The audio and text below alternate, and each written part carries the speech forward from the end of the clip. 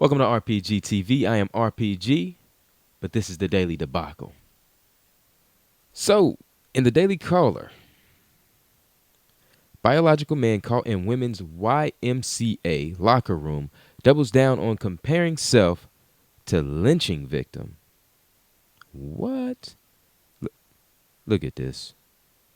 Somebody come and look at this. Look at this. Where have I seen that face before?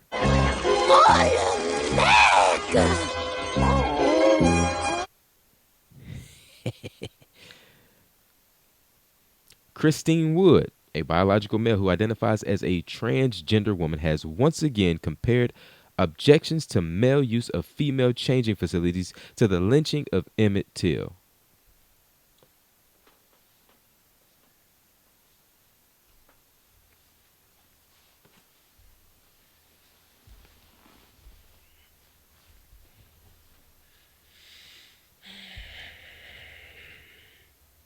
Compose yourself.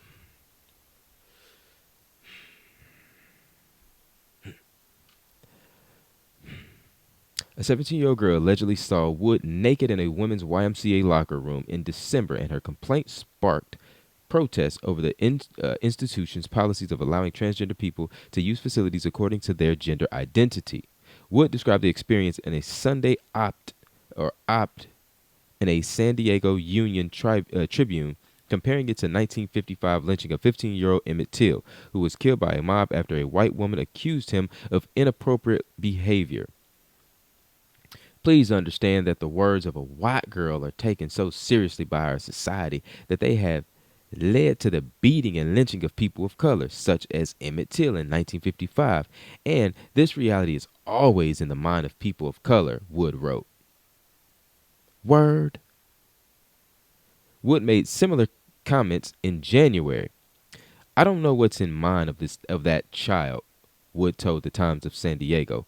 So there's a movie out right now about how that kind of a lie and hysteria can lead to tragedy. The movie's called Till, about Emmitt Till. The lives of a person got that child beat to death, and that's just the kind of group here that would love to pull a stunt like that. Rebecca Phillips, the 17-year-old girl who had reportedly seen Wood naked in the women's facility, said she was showering at the YMCA when she saw a naked male in the women's locker room. I immediately went back into the shower terrified and hid behind their flimsy excuse for a curtain until he was gone, Phillips said it at a January 11th city council meeting, according to the Fox News. When I asked the YMCA management what the policy was regarding transgender, they confirmed that the man I saw was allowed to shower wherever he pleased.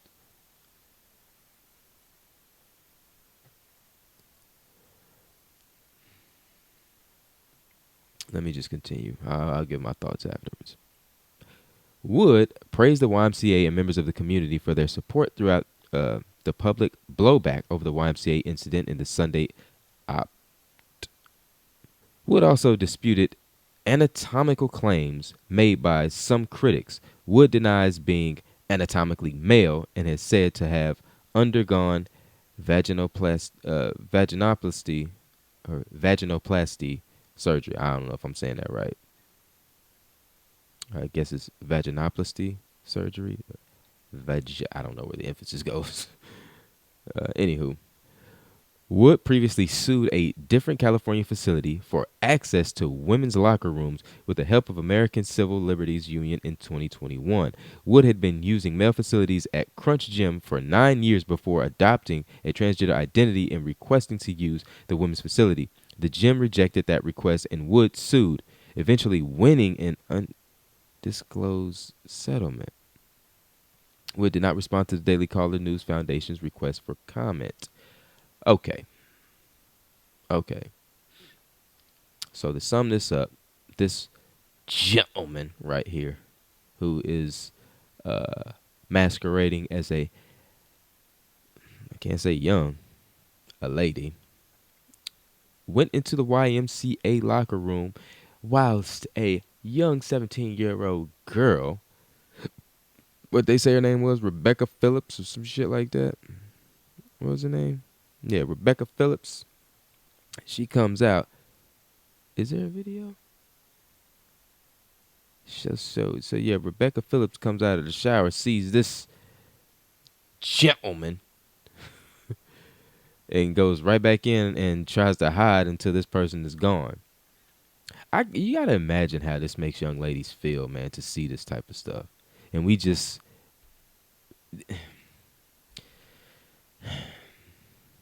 what a debacle. Let's see, is this a video? Can we play the video? Come on now. Come on now. I'm not fucking reading nothing on Twitter.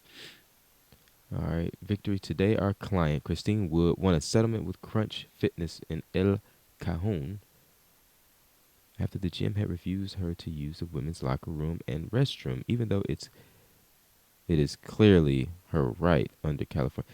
Boy, California is something else. Yeah, man. I can't rock with this.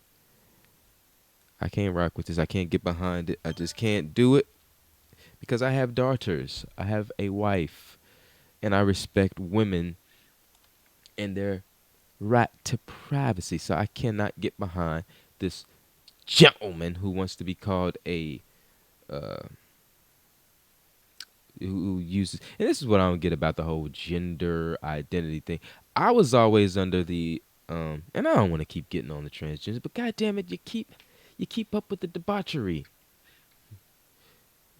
But I was under the impression that gender and sex were the synonymous. I was under that impression, but now understanding the rhetoric in that community, I understand now that what they believe is sex is biological, it cannot be changed, it is static. You're male, female, that's sex. Gender, however, they say is a social construct. They say it's a social construct. I had no idea. I always thought it was synonymous. I don't know. Are we creating terms here? Because if that's the case, well, then it kind of brings me to the question of why do they call it transgender? Why isn't it like, they think it's like, is it like they say it's a social construct based on like roles, like you're sexually a male that mentally identifies as a female. I guess that's how it works. It's a bunch of confusion. I don't really get it. But moving on in other news. And oh yeah, by the way, I I had to look up the proper pronunciation of that word because it was my first time ever seeing it. Vaginoplasty, I guess that's how you say it, is the creation of a vagina and vulva. It's gonna get a little vulgar here. These are scientific terms. Fuck that. Clitoris, labia minora, and labia majora, which is part of the whole vulva, from your existing genital tissue, including the penis and scrotum. So that's what vaginoplasty is. It's the creation of girly parts from your boy parts. I just hope I pronounced it right. I don't want to be on here looking like an asshole. That boy, he pronounced vaginoplasty is vaginoplasty. I don't know. Anywho, let's move on to other news. I would not support blackface performances. University president vows to shut down extreme campus drag show. Yo, what is with the influx of drag shows popping up all over the place when it comes to the education system? Like, aren't there their own like little private places where you could do drag performances? Why at the schools? I don't get this nonsense. But anyway, let's read the article. A university president has promised to prevent a student group from holding a drag show on campus, according to reports. West Texas A&M University president Walter Windler claimed that he would use his authority to stop the drag show and email obtained by the Foundation for Individual Rights and Expression. Fire. In the email, Wendler asserted that drag shows are misogynistic and offensive to women, and that he would oppose any performance on campus that diminishes another group. Drag shows stereotype women in cartoon-like extremes for the amusement of others and discriminates against womanhood, he wrote. As a university president, I will not support blackface performances on our campus, even if told the performance is a form of free speech or intended humor. Yo, can we way to stand up to those queens? Let's see. The West Texas A&M drag show planned for March 31st would have raised funds for the Trevor Project. As the Daily Caller has previously reported, the Trevor Project participates in transgender activism and has promoted research touting the positive impact of medical gender transitions for minors. Minors? What? What the fuck? You talking about like little children? See, this is what I'm talking about, bro. Y'all just keep on. And this is I think what a lot of people's issue with like when you look at the Daily Wire, when you look at the Patriot Twins, when you look at, the Hodge Twins. Shout out to the Hodge Twins.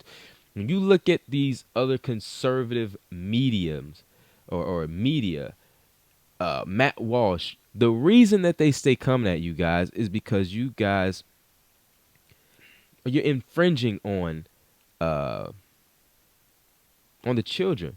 I don't think that they care about what you would do in the privacy or the comfort of your own home, even in your own facilities where that is permitted. But when you start to infringe on people's rights, like forcing people to call you by what you identify so far as gender, when you start to pushing ideas onto kids and things like that, that's where you're going to get the pushback, So Wendler's email drew significant backlash, with some calling it a direct violation of free speech rights. You might naturally assume from its contents that this letter was from the president of a private religious university, but WTAMU is a state institution, tweeted Walter Olson of the Libertarian Cato Institute. Nick Fish, the president of American Atheists, tweeted that WTAMU is a public university and describes Wendler's letter as about as unconstitutional as it gets. Fire announced that the organization will pursue legal action against the university over what it claims is a free speech violation. Someone bring this man some smelling salts and a copy of the Constitution. Students have a well-established First Amendment right to organize campus drag shows, and Fire will be making sure Mr. Wendler promptly sachets out of their way. Sachet, the organization tweeted. I guess that is it for that article. And I think what you're probably going to see more often are people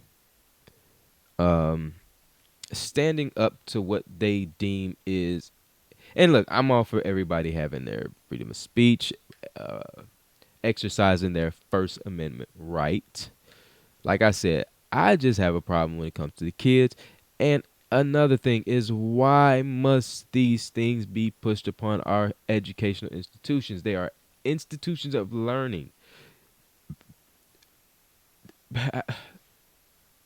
Go in those spaces where that type of thing is permissible,